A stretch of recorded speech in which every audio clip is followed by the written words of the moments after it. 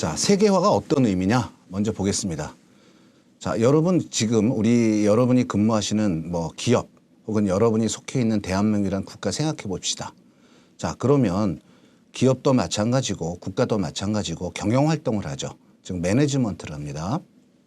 그럼 매니지먼트라는 이런 경제 활동 혹은 경영 활동 하는데 그냥 하는 것이 아니라 여러 가지 기능을 통합해 가지고 그것을 하나의 자원으로 해서 결국은 그 경제 활동을 추구하게 되겠죠. 그러다 보니까 여러분이 익히 알고 있는 FTA라든가 즉 프리 트레이드 어그리먼트 자유무역 협정이라든가 이런 건 우리 혼자 하는 게 아니죠. 다른 상대 교역국이 있죠. 즉 무역국이 있습니다. 그리고 또 우리나라와 예를 들면 아세안 10개국 간의 FTA라든가 또 우리나라와 EU라는 것은 하나의 유럽의 경제 공동체죠. 이렇게 어떤 기업이나 국가가 어떤 통합 요소를 가미해서 그걸 기초로 해서 세계 시장이 점점점 경제적으로 하나의 단일화돼가는 현상, 그거를 우리는 세계화다 이렇게 정의할 수 있을 것 같습니다. 자, 네, 두 번째는 세계화라는 것이 결국은 기업이나 국가가 전 세계에 우리의 제품을 판매하는 거죠. 여러분들 잘 알고 계시겠지만 이 제품과 상품은 좀 차이가 있습니다. 제품이라는 것은 예를 들면 자, 내가 삼성전자의 직원인데 삼성전자에서 스마트폰을 판매합니다. 그럼 스마트폰을 판매하는 즉 생산하는 삼성전자 입장에서 보면 제품이고요. 그 제품을 사용하는 소비자, 커스터머 입장에서 보면 상품이라고 표현하는 거죠. 그러니까 제품과 상품의 의미는 또 결국은 제조자가 누구냐에 따라서 소비자가 누구냐에 따라서 분리우는 방법이 좀 다를 수 있겠죠, 여러분. 그래서 제품을 판매해서 매출을 증가시킵니다. 그렇죠? 우리는 이제 매출을 수익이라고도 표현하죠. 매출을 증가시키고 그다음에 자, 노동력을 비롯한 주요 원자재 비용이 낮은 곳에서 생산하려고 합니다. 왜 그러겠어요? 당연히 예를 들면 스마트폰을 수출을 하는데 스마트폰의 가격이 지나치게 비싸면 소비자가 그 제품을 원한다 하더라도 그 상품을 원한다 하더라도 비싸기 때문에 쓸 수가 없습니다. 그러면 좋은 질의 스마트폰을 판매할 때 낮은 가격에 판매한다면 잘 팔리겠죠. 즉 매출이 증가하겠죠. 그러려면 어떻게 해야 될까요? 당연히 스마트폰을 생산하는 데 들어가는 자원의 가격을 낮춰야 되겠죠. 예를 들면 노동력, 레이버, 이런 자원의 가격을 낮춤으로 인해서 결국 그 제품이 가격 경쟁력이 생기는 거죠. 그래서 그 가격 경쟁력이 생김으로 인해서 더 많은 제품을 판매할 수 있으니까 수익을 창출할 수 있겠죠. 그런 것도 세계화로 볼 수 있겠죠. 왜? 결국 그 노동력을 우리나라에서만 쓰는 것이 아니라 예를 들면 삼성전자의 스마트폰 공장의 최대 공장이 베트남에 있죠. 그 베트남에 있는 현지 인력을 사용함으로 인해서 우리는 스마트폰의 가격을 낮출 수가 있는 겁니다. 그러면 가격 경쟁력이 생기고 그러니까 더 많은 매출을 창출해낼 수 있겠죠. 역시 그것도 인터널라이제이션, 세계화다 이렇게 얘기할 수 있겠죠. 자, 그 다음에는 국영기업의 민영화. 자, 국영기업은 결국 뭡니까? 스테이트 오운드죠. 즉 국가가 직접적으로 관리하는 기업입니다. 근데 국가가 직접적으로 관리하는 기업은 사실은 수익이란 측면보다는 공공성에 많이 치중을 해요. 그런데 국영기업이 만성 적자에 시달리게 되다 보면 정부의 보조금으로 운영이 될 수밖에 없고 정부의 보조금이라는 것은 결국 국민의 세금입니다. 이러다 보니까 만성 적자에 시달리는 국영기업을 계속 운영하기가 어렵습니다. 그럼 어떻게 해야 되겠어요? 민영화를 해야 되겠죠. 그렇죠? 결국 프라이빗 섹터로 민영 부분으로 전환을 해야 됩니다. 그다음에 시장 규제가 높으면 예를 들면 외국 자본이 들어오기가 어렵고 그다음에 어떤 그 기술적인 우월성을 갖고 있는 국가의 기술을 우리가 답습하고자 할 때 규제가 높으면 쉽지가 않아요. 그러니까 규제 철폐라든가 그다음에 기업 간의 경쟁을 촉진을 시켜서 결국 기업이 생산해내는 제품의 가격을 낮추는 효과를 노린다든가 그다음에 이제 국내에만 머무르는 것이 아니라 해외 적극적인 투자를 하는 즉 해외 직접 투자라든가 제휴 같은 걸 통한 즉 전략적 제휴 등을 통한 해외 간접 투자 이런 것들을 통해서 자국의 경제를 변화시키고자 하는 노력, 이것도 역시 세계화라고 우리가 정의할 수 있을 것 같습니다. 자, 그러면 우리가 많이 들어본 용어예요, 여러분. 국제화, 글로벌라이제이션 많이 들어보셨죠? 또 세계화, 인터널라이제이션 들어보셨죠? 그럼 국제화를 많이 들어보셨습니까? 세계화를 많이 들어보셨습니까? 아마도 글로벌라이제이션이라는 표현을 많이 들어보셨을 거예요. 그럼 도대체 국제화, 세계화가 어떤 개념에 어떤 차이를 갖고 있느냐, 그걸 한번 살펴보자는 겁니다. 자, 첫 번째 개념을 보면 국제화라는 것은 한 나라와 다른 나라 사이에 거래가 이루어지고 이러한 거래 활성화를 통해서 서로 국가 간의 장벽을 낮추는 겁니다. 즉 배리어를 낮추는 거예요. 장벽을 낮추고 그다음에 국내 정책, 국외 정책, 제도, 그다음에 우리가 기존에 생각했던 어떤 사고방식을 점점 어때요? 국제적으로 바뀌는 거죠. 국제적으로 바꾸는 겁니다. 국제적으로 바꾼다는 얘기는 결국은 모든 국가들이 하나의 단일화된 경제 공동체와 같은 운영 형태로 나타나게 된다는 겁니다. 그게 글로벌라이제이션이고요. 자, 세계화라는 것은 어떻게 보면 국제화에 비하면 좀 낮은 단계겠죠. 자, 국경의 의미가 없어지는 거예요. 즉 보더가 사라지는 겁니다. 보더리스. 즉 국경의 의미가 사라지고 전 세계가 하나의 그냥 경제권으로 부상하는 과정이다. 이렇게 볼 수 있을 것이고, 그다음에 세계화를 위해서 결국은 한 국가가 갖고 있던 전통적인 개념, 뭐 사회적, 경제적 의식 이런 것이 점점 혁신적으로 바뀌어야 되겠죠. 이제 그걸 우리는 세계화라고 얘기할 수 있겠다. 조금 더 쉽게 얘기하면 세계화는 국제화 전 단계라고도 볼 수 있을 것 같습니다. 그다음에 이제 국내외 거래 측면에서 보면, 자, 국제화는 국내외 거래에 구분이 있다. 거래가 구분이 있다. 그다음에 세계화는 국내외 거래 간의 구분이 없어진다.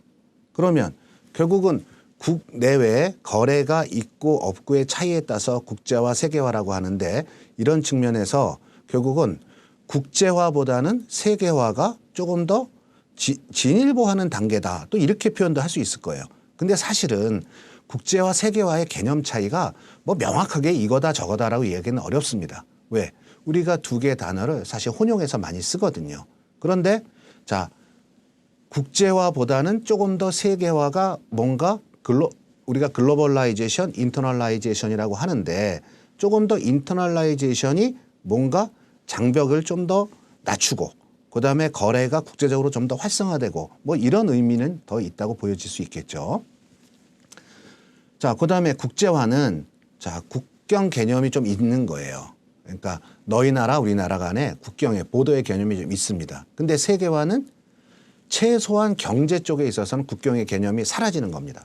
자, 예를 들면 대표적인 예가 유럽 쪽 보면 유럽 공동체가 있죠. 예. 최근에 이제 블랙시트에서 영국이 탈퇴하긴 했지만 유럽에 있는 상당수의 국가들이 하나의 경제 공동체를 형성했습니다. 그리고 그들 국가가 각기 쓰고 있던 자국의 화폐 개념을 없앴죠. 예를 들면 독일의 마르크화라든가 영국의 파운드화라든가, 그렇죠? 이태리의 리라화라든가 이런 개념이 사라지고 어떤 화폐를 사용하기 시작했죠? 그렇죠. 유로화를 사용하기 시작한 겁니다. 그 얘기는 국가 간의 최소한 경제적인 개념이 사라진 거죠. 경제적 국경의 개념이 사라졌다. 이렇게 볼 수 있는 겁니다.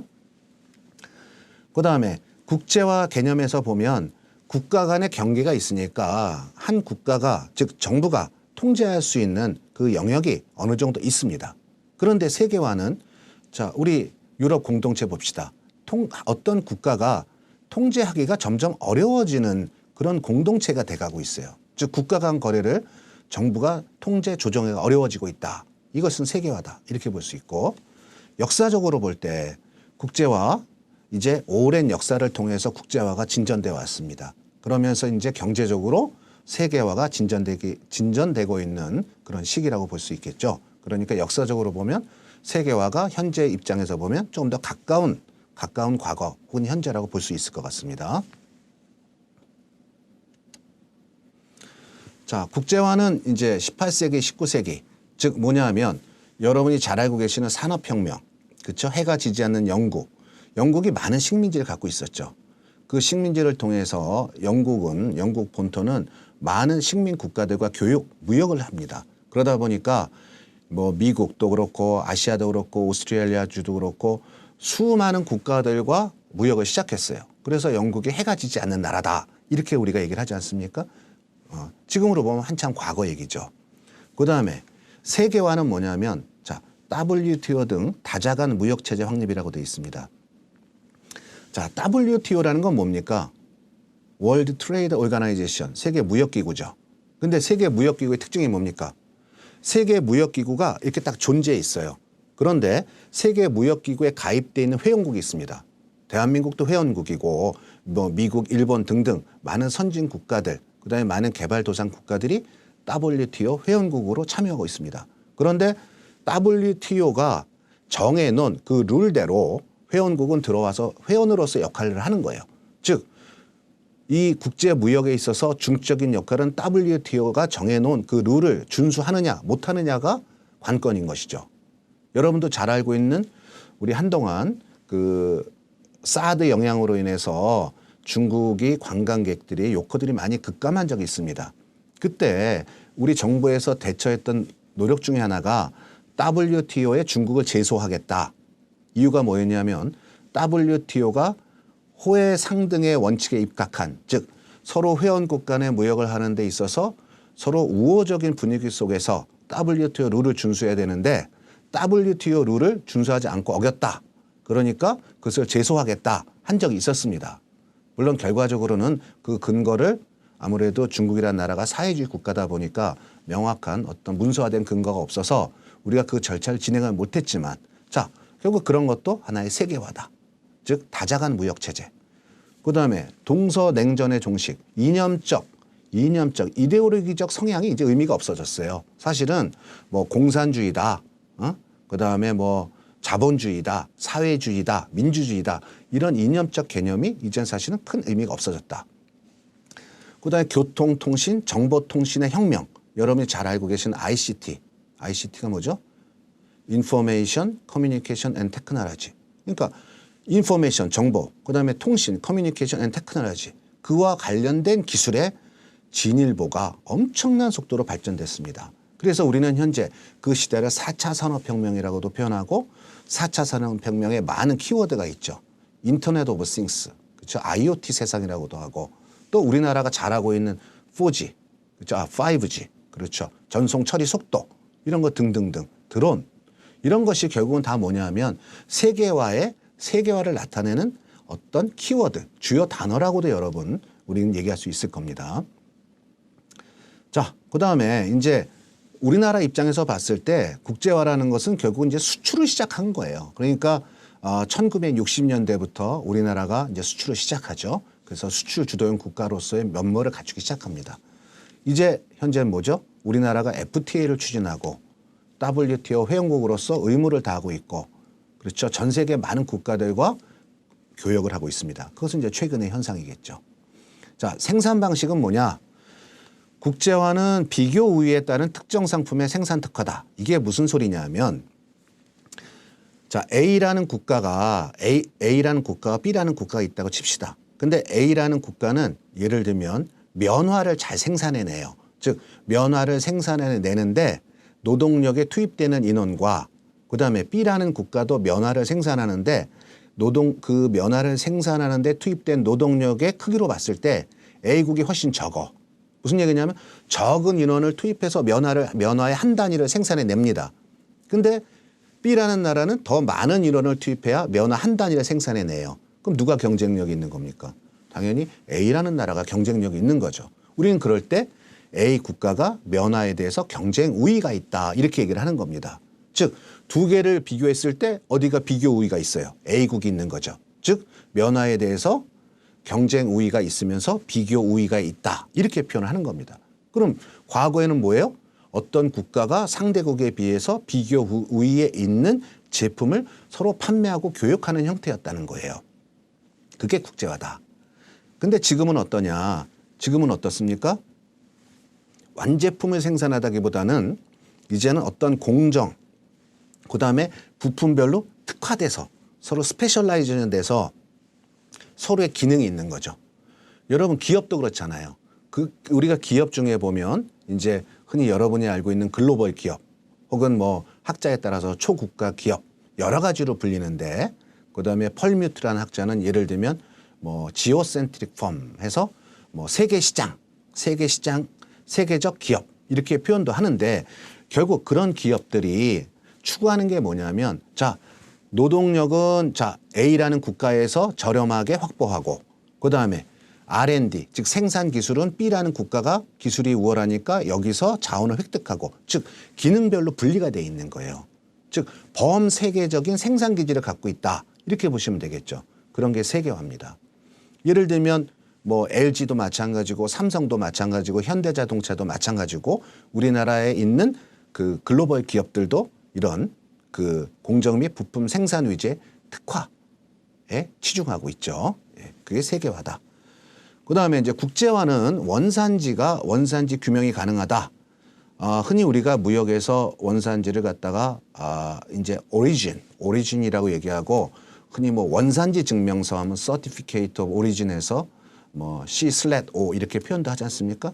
그래서 옛날에는 원산지 규명이 가능했어. 근데 지금은 뭐냐면 원산지를 규명하기 힘들어서 관세 부과가 곤란하다. 무슨 얘기냐면 옛날에는 단순했다는 얘기예요. 근데 지금은 자, TV를 만들어. 그럼 TV 한 대를 만드는데 예를 들면 TV 한 대를 만드는데 메이드 인 스페인이야. 메이드 인 스페인인데 자, 그 스페인에서 그러면 모든 것이 제조되는 것이 아니라 부품은 예를 들면 태국에서 올 수도 있고 일본에서 올 수도 있고 대만에서도 올 수가 있어요. 그러니까 그 원산지 자체를 규명하기 힘들다 이거예요. 그러다 보니까 어때요?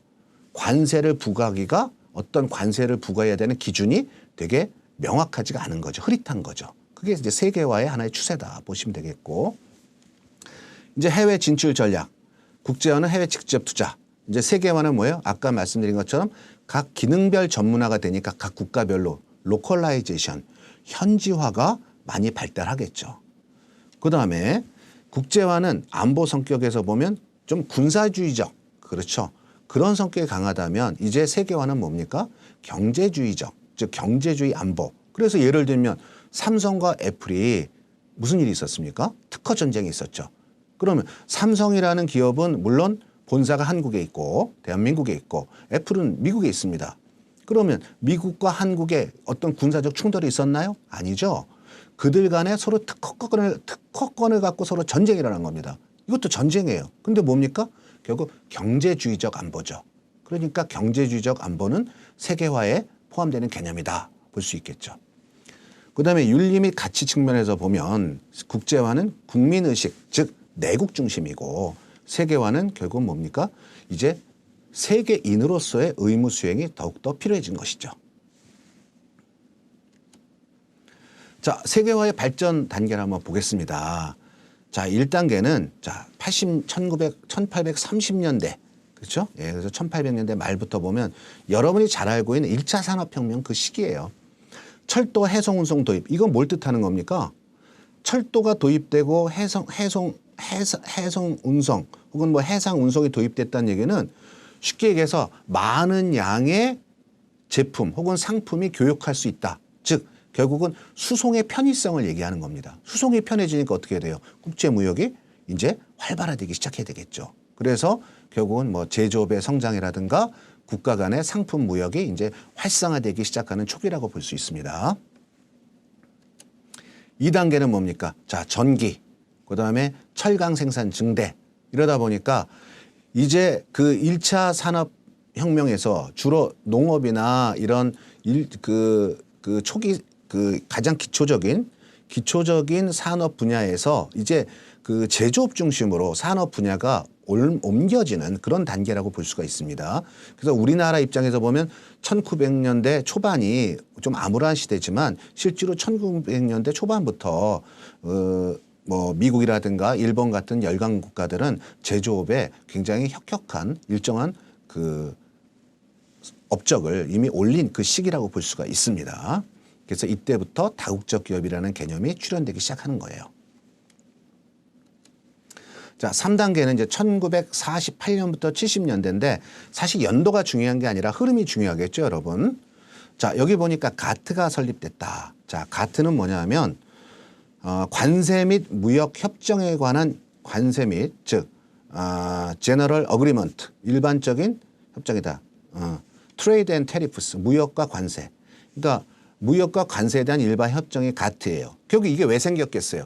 국가 간의 무역이 활성화되다 보니까 국가 간의 어떤 무역에 있어서 조정할 필요가 생긴 겁니다. 그러다 보니까 GATT가 설립된 거죠.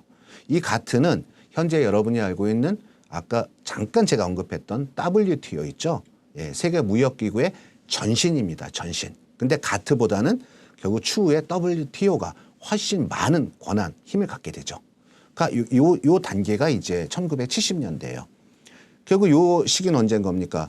1945년 2차 세계대전이 끝나고 그렇죠. 그다음에 이제 전쟁으로 인해서 유럽도 피폐가 됐어요. 뭐 독일, 프랑스, 영국 등등등. 그래서 미국에서 재정적 지원을 하죠. 그게 이제 마샬 플랜입니다. 그래서 이때는 무역 장벽의 점진적 완화를 위한 선진국들의 공동 노력. 그게 GATT가요. GATT를 만든 거예요. 그다음에 일본이 이제 다국적 기업이 성장하는 시기입니다. 그다음에 이제 국가 간 무역, 그다음에 글로벌 자본시장의 발달. 이제는 노동력이 아니라 이제 자본의 이동이 시작되기 시작한 거죠. 자본의 이동. 지금은 어때요, 여러분? 노동과 자본이 자유롭게 이전하는 시기가 됐죠. 자, 이제 4단계 현재입니다. 80년대부터 현재까지 보니까 ICT의 급속한 발전이다.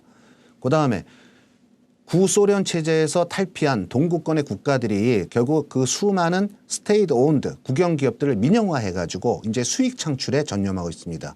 그다음에 이제 과거에 저개발 국가에 있던 국가들이 신흥 시장으로서 급격한 경제적 성장을 이루고 있어요.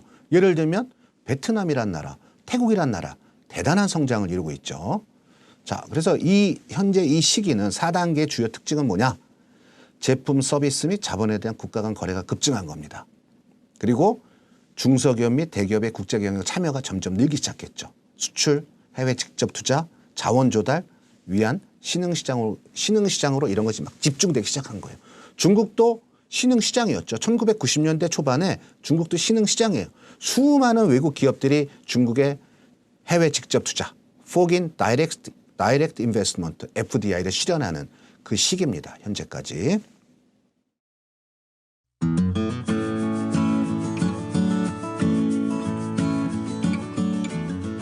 자, 그러면 우리는 시장의 세계화, 생산의 세계화를 얘기할 건데 시장의 세계화는 뭐냐?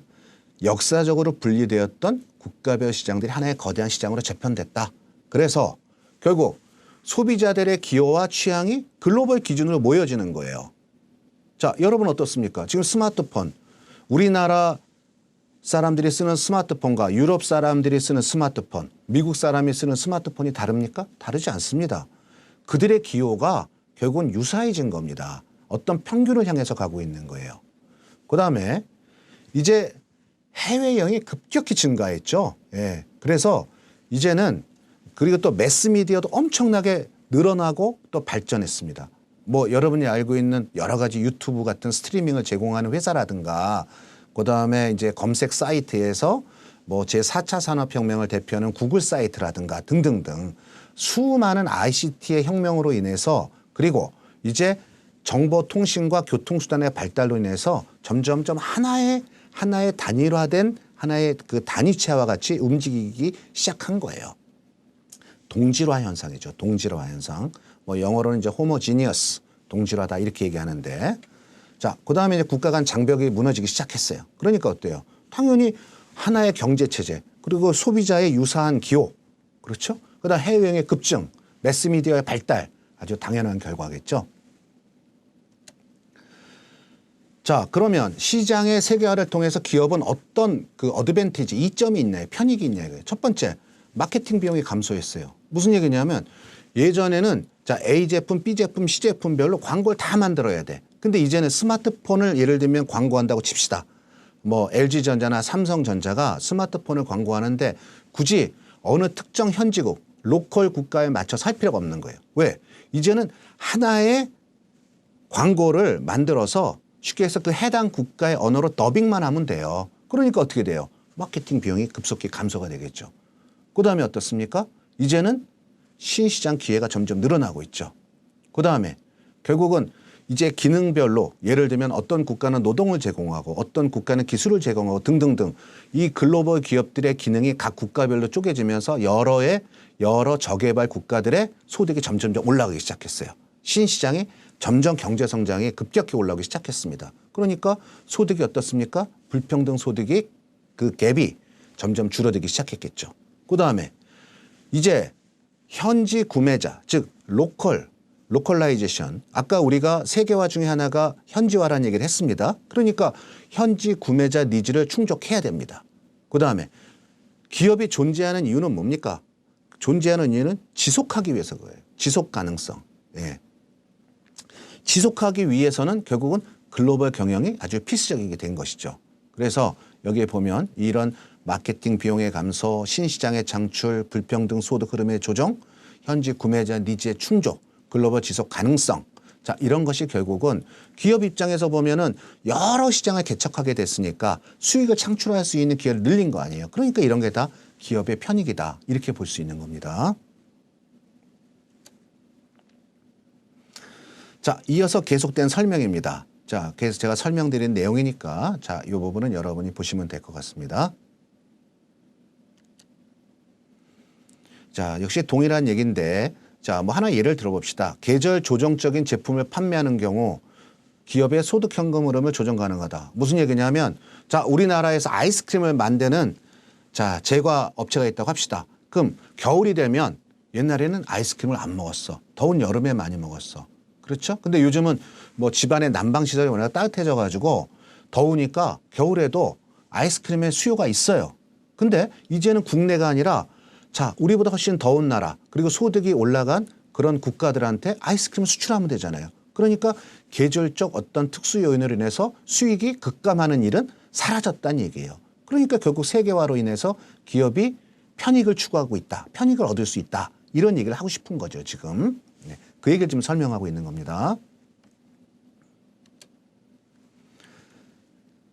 이제 세계 시장의 잠재적 편익을 추구하는 경영자는 구매자의 요구를 강구하지 않으려고 기업의 제품과 시장 간 필적으로 지속해서 모니터링한다. 무슨 얘기냐면 이거는 우리가 나중에 이제 그 무역 이론을 설명할 때 그때도 한번 설명을 드리겠지만 뭡니까? 이제는 제품의 수명 주기가 되게 짧아졌어요. 그래서 삼성과 애플을 보십시오. 서로 신제품 출시하느라고 난리잖아요. 전쟁이에요. 결국 이게 뭐냐면 기업의 리더들도 경영자들도 결국 신제품을 출시하지 않으면 기업이 지속적으로 수익을 창출할 수 없다. 즉 기업이 글로벌 지속 가능성을 확보할 수 없다는 걸 알고 있어요. 그러다 보니까 어때요?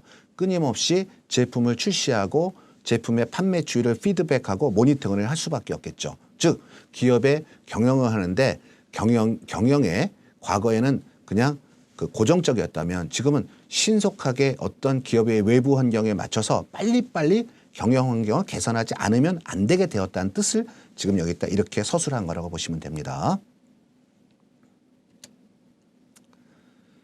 자, 똑같은 얘기죠. 자, 경영 환경의 요구에 상응하면서 그러면 여러분 경영 환경이라는 게 뭐예요?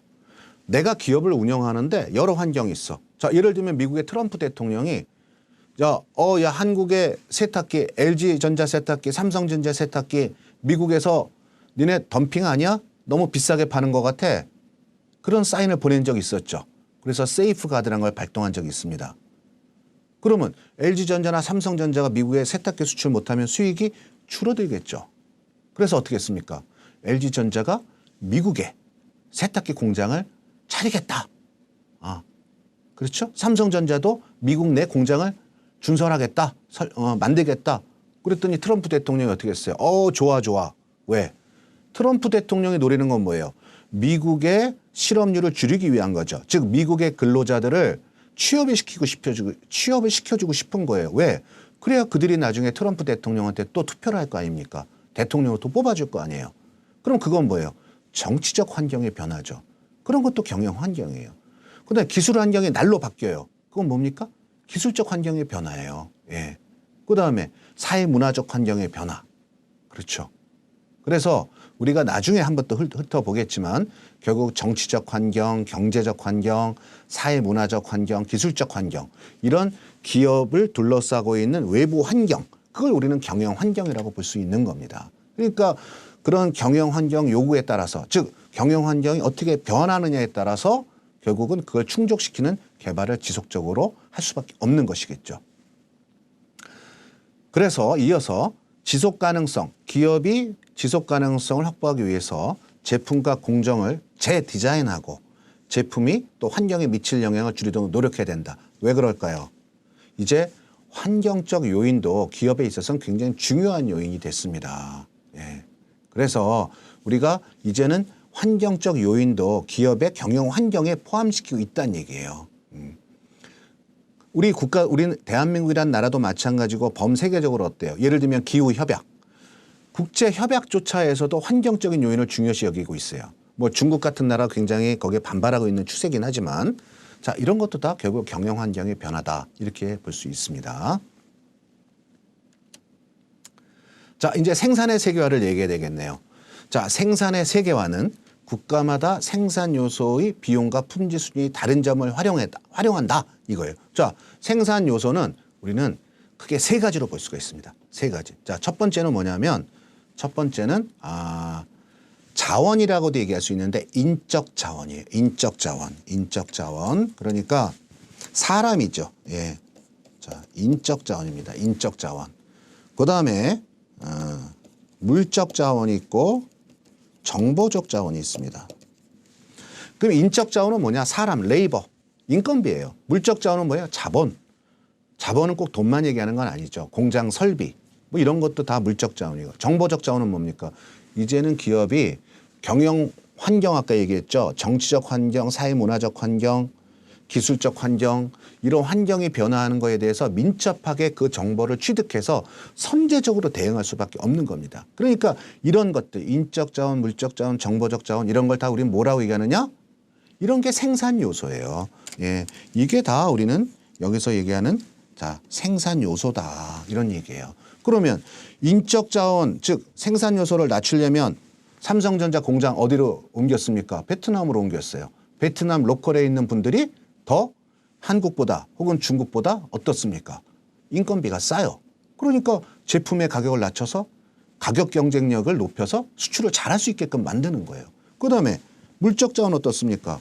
공장을 많이 공장을 많이 짓는다는 얘기는 결국은 규모의 경제를 실현하는 거예요. 네.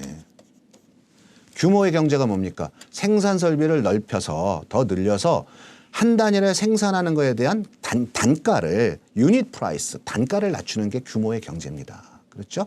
예, 규모의 경제를 실현해 가고 있다는 얘기예요. 자, 그래서 자, 이를 통해 기업들은 전체 비용 구조를 낮추거나 제품의 품질과 기능성을 향상해서 더욱 효율적으로 경쟁할 수 있다. 결국은 동일한 기업과 기업 간의 경쟁 우위를 누가 확보하느냐가 중요하게 된 겁니다. 그래서 생산의 세계화가 점점 넓혀지고 있다. 이렇게 정의할 수 있겠죠. 자, 그러면 생산의 세계화를 통한 기업의 편익. 자, 저비용 노동자 확보.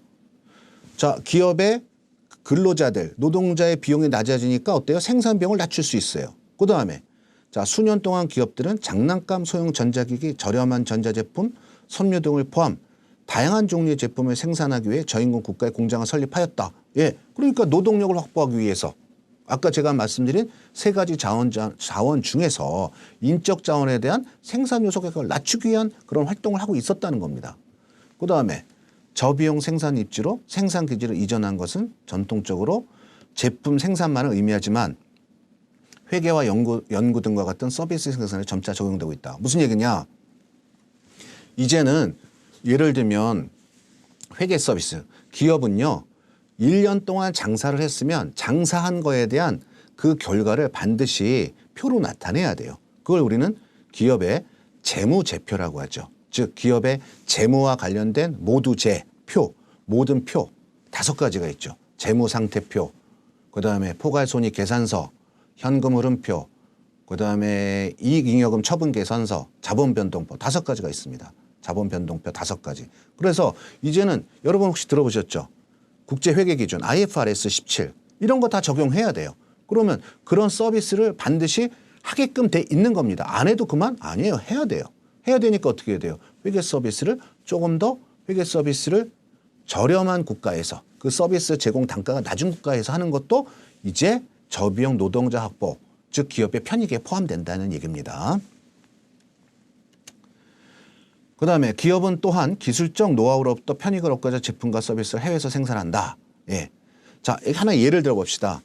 자, 필립 로만이라는, 자, 여러분 심슨 그 패밀리 있죠. 심슨스 패밀리. 그 심슨 가족이 있는데 저도 이거 놀랐어요. 한국에 있는 에이콘 프로덕션이라는 데 있죠. 거기서 이 심슨 가족의 이 애니메이션의 이런 자세, 포즈, 그다음에 단계별 프레임을 그 방향을 다 우리나라 기업이 제공하고 있더군요. 네. 그다음에 이 에이콤이 나머지 이제 자세를 채우고 이를 애니메이션과 연결한답니다. 대단하죠. 그러니까 이런 노하우, 심슨스 패밀리가 미국에서 제작된 줄 알았더니 이거 한국에서도 한 거야? 관여한 거야? 예. 결국 기술 전문 지식에 대한 용이한 접근이 가능해졌다는 겁니다. 그다음에 생산 투입물에 대한 용이한 접근. 자, 생산의 세계화는 기업들이 본국에서는 불가능하거나 더 비싼 자원을 확보할 수 있게 해준 겁니다. 자, 하나 예를 들어 볼게요. 스마트폰에 들어가는 아주 중요한 광물이 있습니다. 광물. 히토류라고 있습니다. 히토류. 그 히토류의 최대 생산국이 중국이고 그 다음에 호주입니다. 결국은 히토류를 중국으로부터 우리는 수입할 수 없겠죠. 수입해야 되겠죠. 천연자원에 대한 필요성은 많은 기업을 세계 시장으로 인도한다. 결국은 자원이 중요한 거죠. 자원이 중요하다 보니까 결국은 이제 여러 국가에 결국은 자, 글로벌 기업의 여러 현지 회사, 현지 법인이 흩어져 있어요. 그래서 그 국가별로 자원을 획득할 수 있는 그런 자원 획득, 그런 경영 활동을 할 수 있게 됐다는 것이죠. 세계화를 통해서. 예를 봅시다. 자, 일본 니포 세이사는 손쉽게 목재 수입한다. 그래서 이 기업이 호주, 캐나다, 미국에 대규모 숲과 관련된 공정 설비를 소유하고 있다고 합니다. 그다음에 그러니까 필수 자원, 즉 목재만 제공하는 게 아니라 제지, 제작, 공정 초기 단계를 통제할 수 있게 해준다. 사실 이 단계까지 더 이제 기술이 늘어나기 시작하는 거예요. 발전하는 겁니다. 그 결과 기업은 개방 시장에서 일어날 수 있는 펄프 구매에 따른 가격과 공급 변동에서 벗어나서 핵심 재료를 확보해 준다. 결국은 부수적인 이익까지, 부수적인 기회까지 만들어낼 수 있는 것이죠, 여러분. 자, 그래서 결국은 우리는 세계화를 두 개로 놓고 본 거예요. 하나는 뭐였죠? 시장의 세계화. 또 하나는 생산의 세계화. 근데 결국 생산의 세계화라는 게 사실 시장의 세계화를 뒷받침해 주는 얘기죠. 네. 그래서 결국은 우리는 그 글로벌라이제이션, 국제화와 그다음에 인터널라이제이션, 세계화를 얘기했는데 큰 차이는 없으나 굳이 이거를 나눠서 정의한다면 이제는 국제화라는 개념보다는 인터널라이제이션, 세계화라는 개념에서 접근하는 것이 맞다. 이렇게 보여지는 것이고 우리가 이 세계화라는 것은 단순히 개념적인 것이 아니라 여러분이 알고 있는 수많은 글로벌 기업들, 우리나라 대표적인 기업들, 삼성, LG, SK, 뭐 현대자동차 등등등 많은 기업들이 세계화를 실천하고 있습니다. 그래서 여러분 또 주목해서 볼 만한 것이 그 세계화를 실천하고 있는 많은 기업들을 보시다 보면 하나 예를 들면 현대자동차의 자동차 디자인이 되게 예뻐졌어요. 아주 멋있어졌어요. 나이스해졌는데 옛날에 비해서 자동차의 그 외관도 너무 멋있어졌어. 그 자동차 디자인 누가 합니까?